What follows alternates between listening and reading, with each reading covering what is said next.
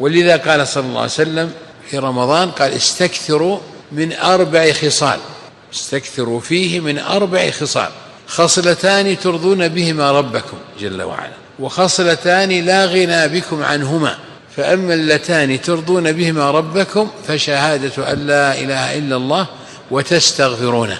فأنت على السحور وعلى الإفطار بين الأذان والإقامة ودبر الصلوات بعد الفراغ من الذكر المشروع وأنت على فراشك أكثر من قول أشهد أن لا إله إلا الله وأستغفر الله، أو تقول لا إله إلا الله واستغفر الله. قال تعالى: فاعلم أنه لا إله إلا الله واستغفر لذنبك والمؤمنين والمؤمنات. فاستكثر من هذا دائما، شهادة أن لا إله إلا الله وتستغفرونه. وخصوصية شهادة لا إله إلا الله أو قول لا إله إلا الله أنك إذا اعتدها لسانك وتذلل بها تصير سهلة عليه، أسهل من النفس للرجل الصحيح. وهذا تحتاجه أنت متى؟ تحتاجه في شدة المرض وعند شدة الخوف وعند شدة الكرب وعند العسر، وأعسر ما يكون عند النزع، أعسر ما يمر بك عند النزع. فكيف أنت تعالج سكرات الموت وتقول لا إله إلا الله؟ ما تقول هذا إلا إذا تعودت وذل بها لسانك. فاجعل لا إله إلا الله صديقتك،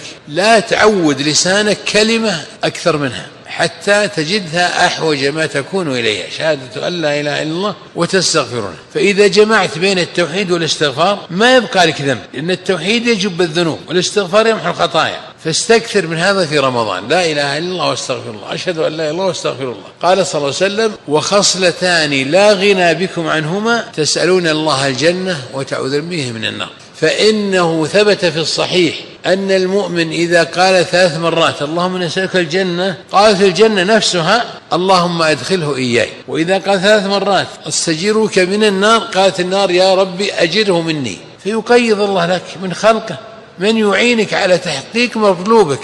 ولذلك جاء في خصائص رمضان إن الملائكة تستغفر للصوام حتى يفطروا، يعني تستغفر لهم في اليوم من السحر إلى الفطر، وتستغفر لهم في رمضان من أول يوم إلى الفطر إلى آخر رمضان. الملائكة عليهم السلام خلق أطهار ما ارتكبوا الآثام وما أكلوا الحرام. مع تحيات المكتب التعاوني للدعوة والإرشاد وتوعية الجاليات بمحافظة بقيق، وفق الله الجميع لما يحب ويرضى، والسلام عليكم ورحمة الله وبركاته.